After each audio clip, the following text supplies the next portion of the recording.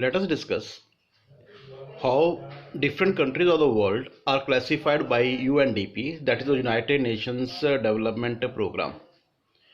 UNDP has prepared HDI, that is Human Development Index, and according to the HDI, countries are compared on the basis of literacy rate, gross enrollment ratio, health status of the people. Now, UNDP has given ranks to different countries of the world, and according to 2016, India's rank was 131.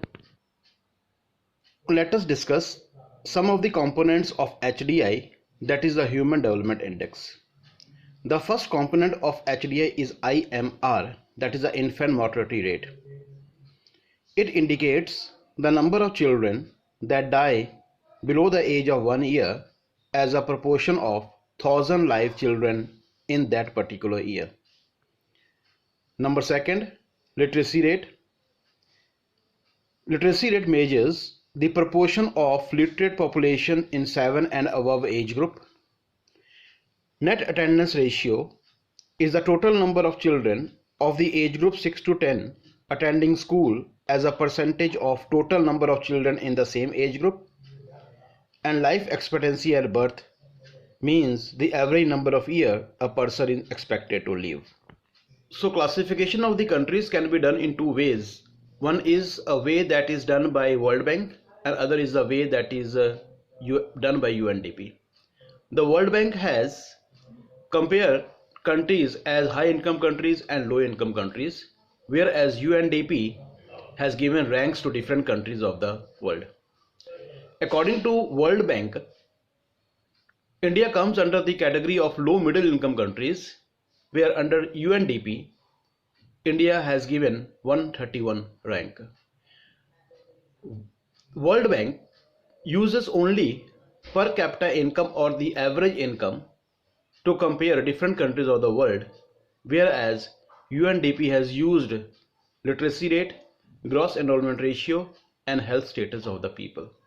So we can compare development as done by World Bank and as done by UNDP. Now let us discuss what is sustainable development. Development should take place without damaging the environment. And development in the present must not compromise with the needs of the future generation. This is called sustainable development. What are the features of sustainable development? It leads to judicious use of resource.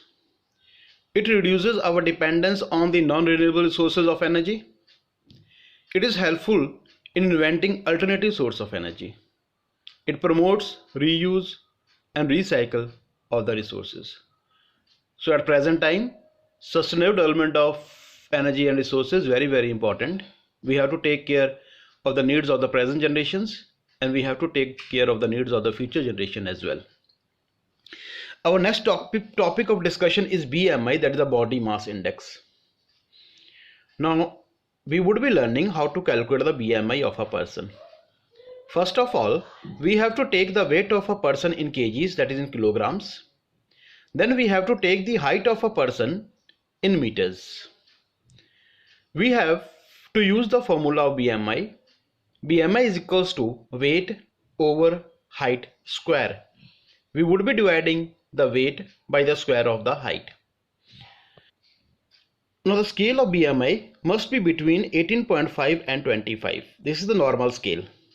If the BMI of a person is less than 18.5, then we can say that the person is undernourished. If the BMI of a person is more than 25, we can say that a person is overweight. If the BMI of a person is 18.5 to 25, then a person is regarded as a healthy person. You must note that this BMI calculation or BMI is not applicable for growing children, or this scale is not applicable for growing children.